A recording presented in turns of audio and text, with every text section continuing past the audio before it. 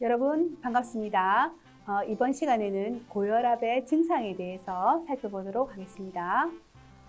고혈압의 증상은 머리가 무겁고 아프고, 그리고 어떨 때는 기가 울릴 수도 있습니다.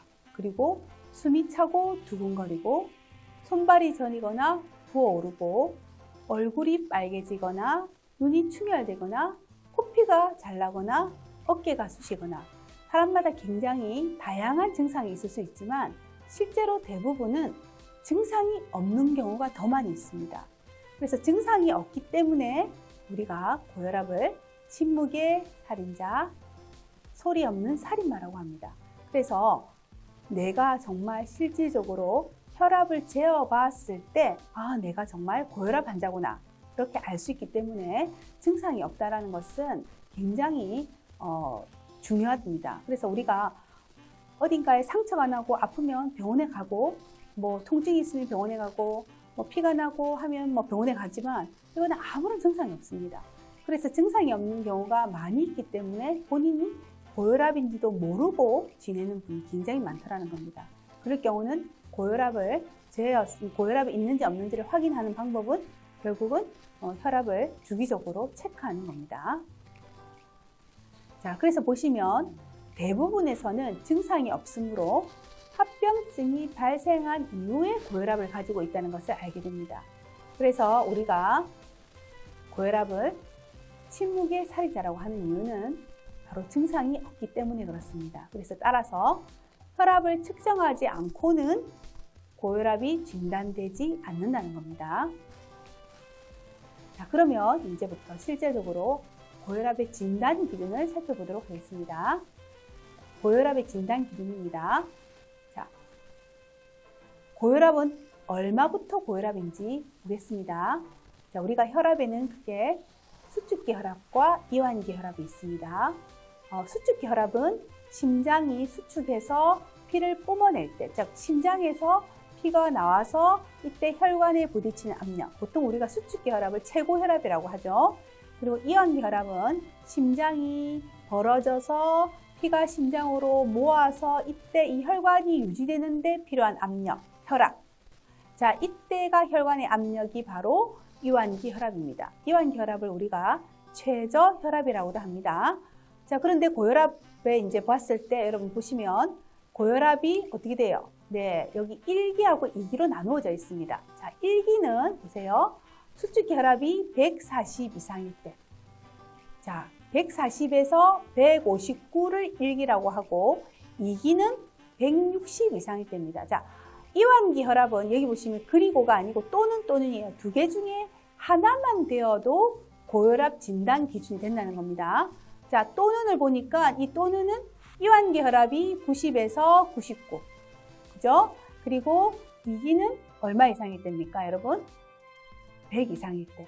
자, 그러면 우리가 1기와 2기를 다 해서 떠나서 고혈압은 얼마 이상을 고혈압이라고 하냐 하면, 자, 수축기 혈압이 얼마죠, 여러분?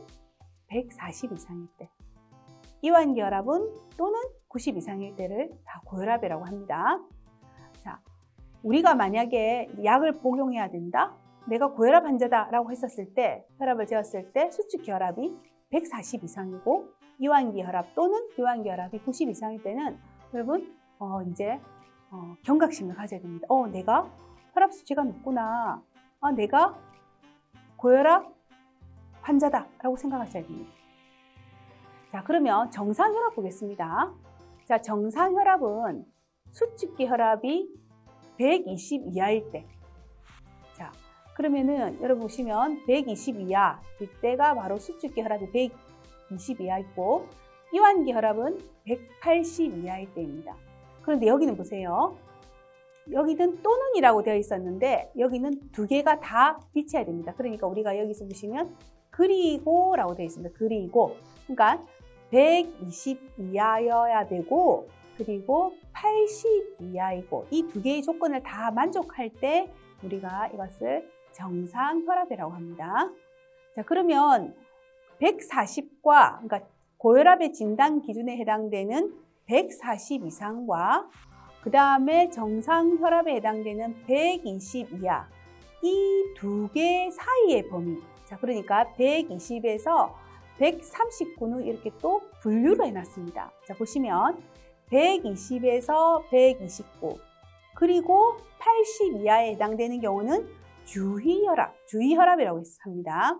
그 다음에 130에서 139 또는 80에서 89 이거 또는이죠. 여기를 우리가 고혈압 전 단계라고 합니다. 자, 주의혈압과 고혈압 전 단계를 이렇게 분리한 이유는 예전에는 그냥 정상혈압, 고혈압 사이를 그냥 고혈압 전 단계라고 했더니 사람들이 잘 관리가 되지 않는다는 거죠. 그래서 이제는 좀 더 명확하게 조금 고혈압 전 단계를 구분했습니다. 그래서 120에서 129 그리고 이완기혈압 80 이하일 때는 주의혈압, 그 다음에 수축기혈압이 130에서 139 그리고 또는 이완기혈압이 80에서 89 있을 때 고혈압 전 단계라고 합니다. 자, 그럼 제가 여러분 문제를 내보겠습니다. 제가 오늘 혈압을 쟀습니다. 제 혈압을 쟀었을 때 제 혈압은 135에 75였습니다. 자, 135에 75. 자, 우리가 자신의 혈압을 이야기할 때 우리가 이렇게 부릅니다. 높은 거 수축기 혈압을 먼저 말하고 이완기 혈압을 말합니다. 만약에 전자동 혈압계에 쟀었을 때는 제일 위에 게 수축기 혈압, 그 다음에 중간에 있는 것이 이완기 혈압입니다. 자, 수치를 보니까 135가 나왔고 중간에 있는 값이 75였습니다. 자, 그럼 이것을 읽을 때 우리가 수축기 혈압은 135, 이완기 혈압은 75가 됩니다. 자, 그러니까 135에서 75가 되는 거죠. 자, 그럼 먼저 수축기 혈압을 봤었을 때는 어떻게 됩니까? 135니까 고혈압 전 단계에 해당됩니다. 자, 하지만 이완기 혈압 같은 경우는 75 이하이니까 어떻게 돼요? 정상 범위에 들어가죠. 이완기는요. 하지만 우리가 고혈압 전 단계의 기준은 또는이기 때문에 수축기 혈압이 135 이상이거나 130에서 139 사이에 있거나 또는 이완기 혈압이 80에서 89에 들어가면 어떻게 돼요? 이완기 혈압이 거기에 들어가면 고혈압 전 단계가 되는 겁니다. 두 개 중에 또는이기 때문에 하나만 만족해도 우리는 고혈압 전 단계입니다. 제가 오늘 혈압을 쟀었을 때 제 혈압이 135에 75였기 때문에 저는 바로 고혈압 전 단계에 들어가는 겁니다. 자, 고혈압 전 단계에 들어가기 때문에 아직 저는 고혈압은 아니에요. 하지만 고혈압 전 단계이기 때문에 내가 생활요법에 어떤 변화를 일으키지 않고 그냥 지금처럼 그대로 방관하거나 내버리게 되면 나는 쉽게 고혈압으로 진행할 수 있는 그런 위험이 있는 군이라는 겁니다. 혈압 측정 방법에 따른 고혈압 진단 기준을 한번 살펴보겠습니다. 보통 우리가 고혈압 진단 기준을 말할 때는 진료실 혈압입니다. 진료실 혈압은 병원에서 쟀을 때 혈압입니다. 자, 병원에서 내가 혈압을 쟀을 때 수축기 혈압이 140, 이완기 혈압이 90 이상일 때를 우리가 고혈압이라고 하는데 만약에 요즘은 가정에서 잴 수 있는 전자동 혈압계가 너무 많이 잘 나왔습니다. 자, 그럴 때 가정에서 만약에 혈압을 잴 때는 가정 혈압은 수축기 혈압의 수치를 5 정도 낮춥니다. 이완기 혈압도 마찬가지입니다. 그래서 여러분 진료실의 혈압과 가정 혈압을 한번 비교해 보면 자, 진료실에서는 140 이상일 때를 고혈압이라고 한다면 가정 혈압은 보세요. 135 이상일 때입니다. 5 정도 차이가 납니다. 자, 그래서 만약에 내가 가정에서 혈압을 자꾸 쟀는데 135 이상으로 나왔다 하면 어떻게 해야 됩니까? 한 번 더 병원에 가셔서 정확하게 혈압을 잴 필요가 있겠습니다. 자, 조금 전에 우리가 이제 고혈압 진단 기준을 살펴보면서 고혈압 전 단계라는 표현을 자꾸 들었습니다. 자, 고혈압 전 단계.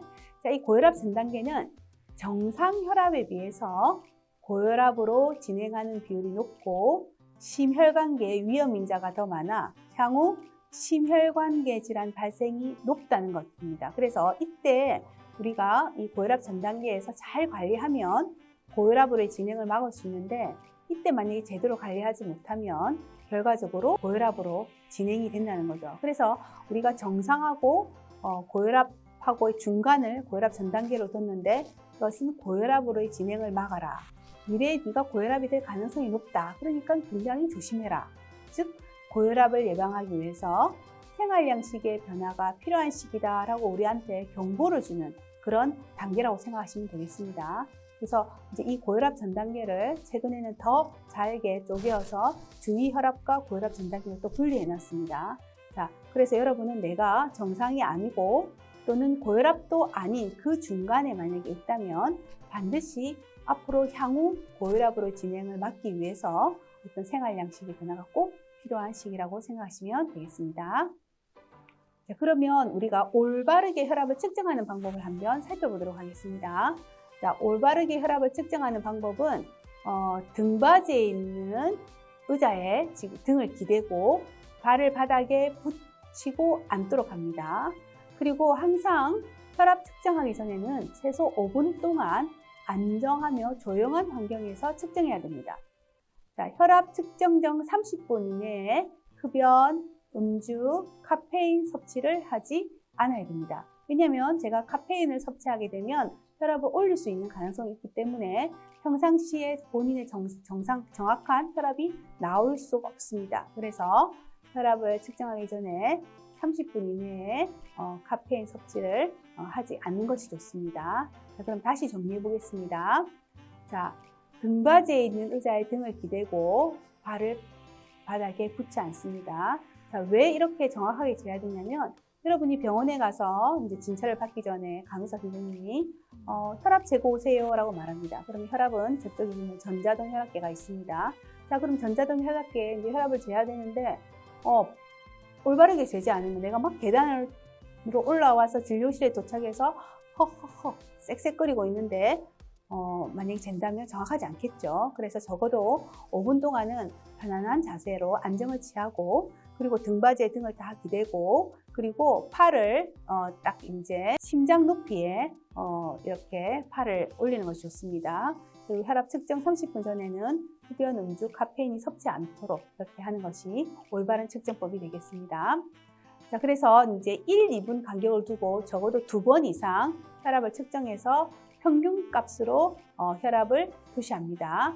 지금 보시면 그 커프 내 공기 주머니에 기르는 윗팔 둘레의 80% 이상을 감을 수 있고 너비는 윗팔 둘레의 40%가 되어야 된다라고 했는데 보통은 우리가 이제 그 커프를 잴 경우에는 이렇게 이제 여러분이 그 윗팔 둘레의 80% 이상을 감을 수 있고 넓이가 윗팔 둘레의 40%가 될 수 있도록 이렇게 이제 커프를 구매하는 것이 좋고 요즘은 이제 커프 없이 팔을 쑥 이렇게 원통 안에 밀어 넣는 경우가 많죠. 그럴 때는 옷이 꽉 끼는 그런 옷은 벗고 조금 가볍고 얇은 윗소매를 입고 이렇게 팔을 쑥 밀어 넣어서 재는 것이 필요합니다.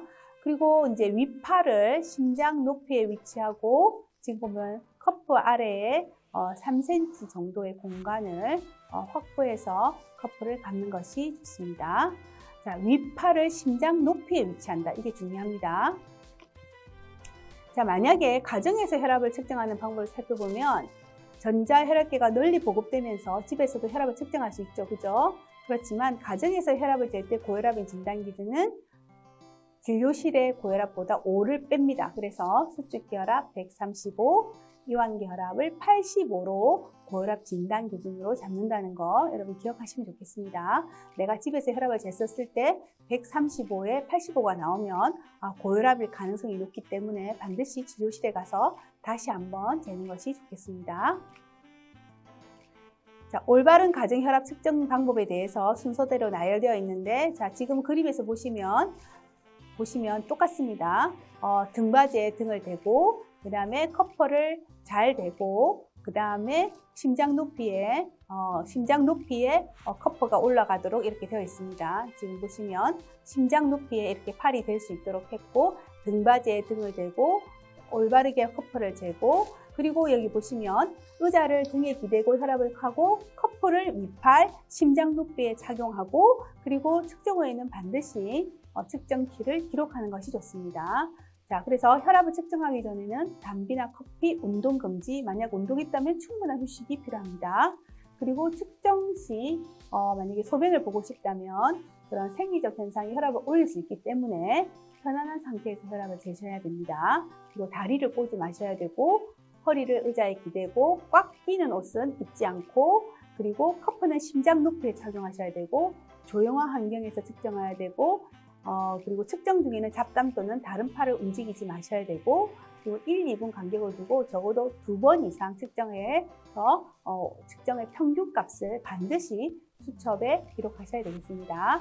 자, 그럼 시기는 아침에는 약물 복용하기 전에, 식사 전에 측정하시면 좋겠고, 저녁에는 잠자리에 들기 전에 측정하시고, 그리고 화장실을 다녀온 후 5분간 휴식을 취하고 측정하시면 좋겠습니다.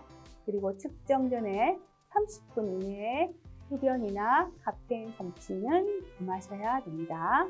가정용 혈압계의 종류를 살펴보겠습니다. 이렇게 커퍼를 이렇게 감는 팔뚝형 혈압계, 그리고 커프하고 일체된 원통형으로 이렇게 팔뚝형 혈압계인데 커프가 분리되지 않고 이렇게 한 개로 일체되어 있는 경우, 그리고 손목형 혈압계, 이렇게 다양하게 있습니다. 그래서 우선 만약에 팔뚝형 혈압계에 커프가 분리되어 있다면 커프를 감아야 되고, 그리고 이렇게 스위치를 누르면 측정기가 표시됩니다. 이때 위에 있는 거가 바로 최고 혈압에 해당되는 수축기 혈압, 중간에 있는 혈압이 바로 최저 혈압에 해당되는 이완기 혈압, 그리고 아래에 있는 수치는 바로 심박수가 되겠습니다. 우리가 몇 박수라고도 하죠. 심장이 1분에 몇 번 뛰었는지를 나타내는 수치라고 기억하시면 되겠습니다. 자, 그러면 우리가 혈압의 수치를 지금 공부했으니까 한번 말해봅시다. 여기에 있는 대로 읽어보면 어떻게 되죠, 여러분? 132에 어떻게 돼요? 78. 자, 수축기 혈압은 132고 이완 혈압은 78이 됩니다. 자, 그러면 132에 78이 나왔습니다. 그럼 이 사람은 어떤 단계에 있는 거죠? 지금 네, 고혈압 전 단계가 되겠습니다. 자, 140 이상일 때를 이제 우리가 고혈압이라고 한다면 지금 이 사람은 132. 만약에 가정에서 혈압을 쟀다 하면 가정에서의 고혈압 진단 기준은 수축기 혈압이 얼마라고 했죠? 135. 그죠? 자, 그래서 이분은 바로 132에 해당하기 때문에 바로 수축기 혈압이 132. 네, 그래서 고혈압 전 단계가 되겠습니다. 자, 그리고 우리가 혈압을 쟀을 때 백의 고혈압이 있습니다. 병원 고혈압이라고도 하는데 일상생활에서는 혈압이 정상인데 반해 의료 환경에만 들어가면 긴장을 해서 혈압이 올라가는 경우입니다. 자, 이런 경우는 우리가 내가 정말 평상시에는 혈압이 없는데 병원에만 가면 혈압이 올라가는 경우, 이게 백의 고혈압이 있다는 것을 기억하시고, 자기가 정말 평상시에는 정상인데 병원만 가면 올라가는지, 그럴 경우는 더 좀 평상시에 어떤 혈압을 더 꾸준히 잘 재어서 기록하는 것이 필요하겠습니다. 자, 지금까지 저희는 고혈압 진단 기준에 대해서 살펴보았고, 그리고 어떻게 하면 정확하게 혈압을 잘 잴 수 있는지, 고혈압 올바른 측정 방법에 대해서 살펴보았습니다. 자, 이상 경청해 주셔서 감사합니다. 영상이 좋았다면 구독, 좋아요 눌러주세요. 여러분 감사합니다.